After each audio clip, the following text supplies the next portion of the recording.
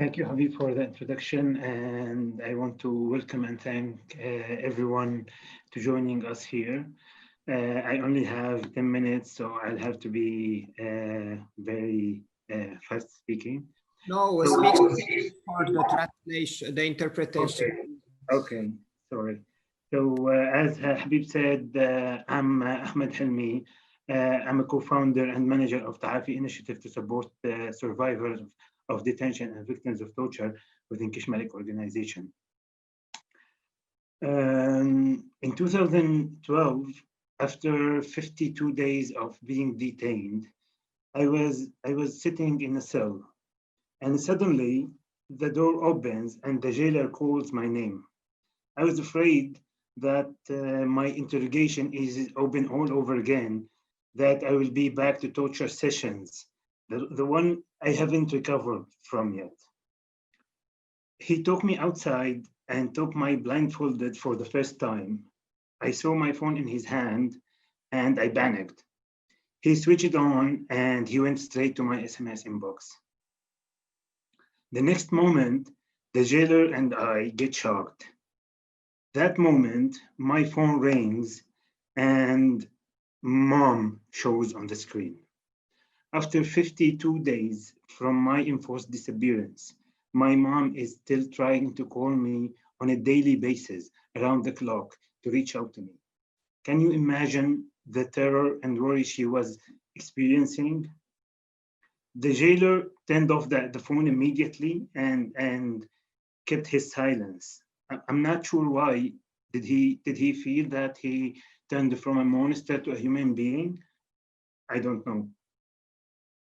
My mom is this same tiny human being who fought fear, weakness, intelligence, military judges, lawyers, and everyone in authorities was able to get me out after 3 years of detention.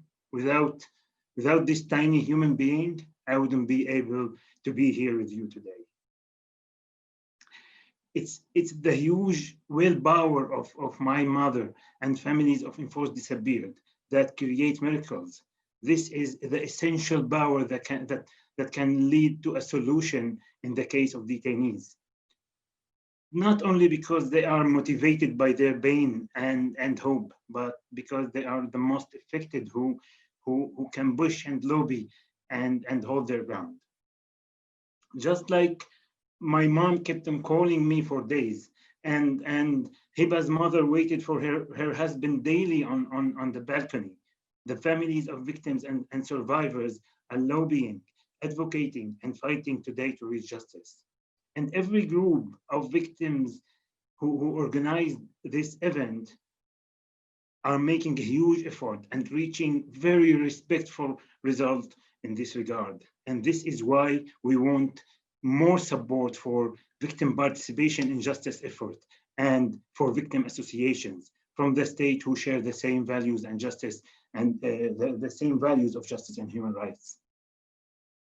When my colleague Yasmin talked about her tragic story of losing brothers while waiting for the fate of her first brother, I thought 2 years ago I was discussing with my fiance that I want to postpone our wedding till February 2019.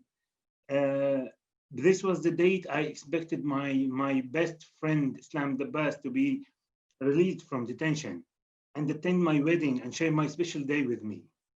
Only until his death certificate was issued late 2018, stating he was executed by the Syrian authorities in Saydnaya prison in 2013.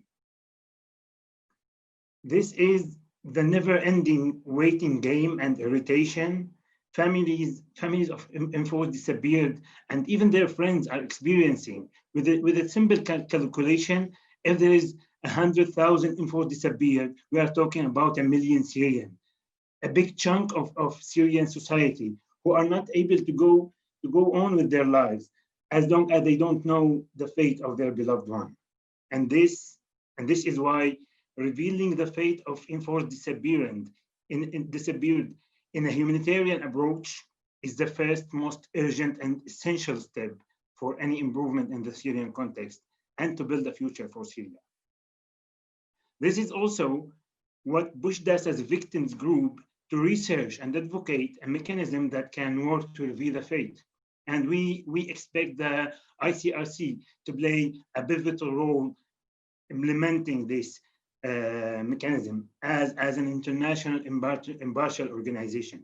And we expect from the EU and the UN to support us in this mechanism, and even Russia to exert pressure to implement this mechanism, to also prove that they can play a credible role in peace effort.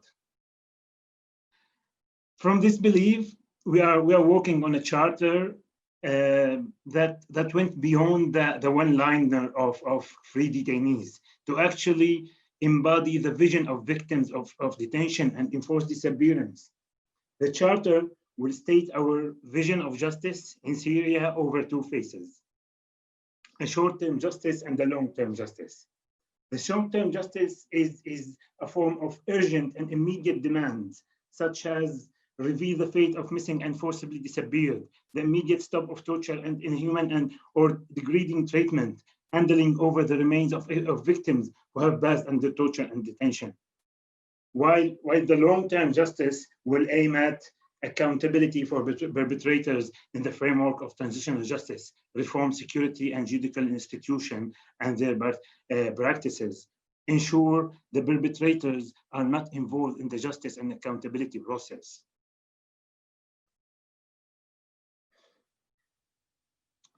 A few days ago, I was on social media. I'm not that active, but I was scanning and I found this: the trial of torture in Syria.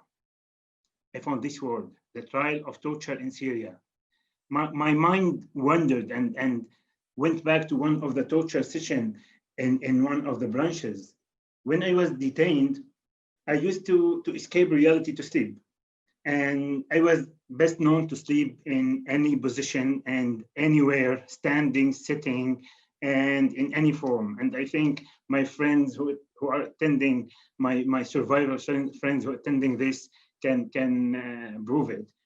And back then, the jailer pulled me of the cell and took me to the torture room. And then he left, it seems for lunch or something. And then I took advantage and threw myself to the floor and slept. It was one of the best naps in my life. In the small cell, we were like too many detainees, no ventilation, too hot, too many smells. But in the torture room, I was alone and the air was relatively clean. So when the officer came back, he went crazy when he saw me asleep. And he started beating me brutally and stood on top of me. I was used to letting my mind wander in torture sessions to escape the fact that a human being can torture another one so brutally. And I was thinking back then, why is he standing on top of me? Why is the relation vertical and top down between people and authority in Syria? Why can't we like sit and do integration instead? And then years later, while I was quarantined, I felt for the first time that we are now in the horizontal status with authority.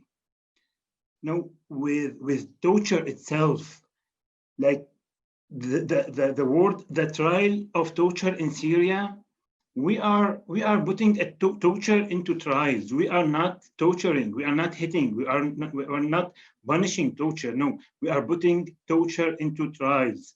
This word gave me a sense of justice for the first time. We want to see more of this happening. We want to see the EU state taking serious steps, similar to Germany on the universal jurisdiction road.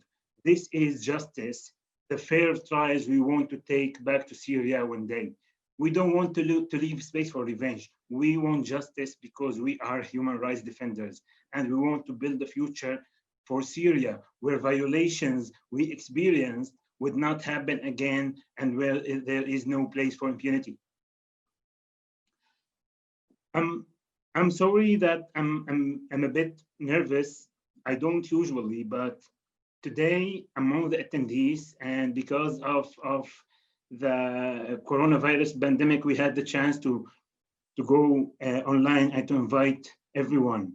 And today among the attendees, there is a lot of Ta'afy network of survivors attending. And I feel such a huge responsibility to express all their thoughts.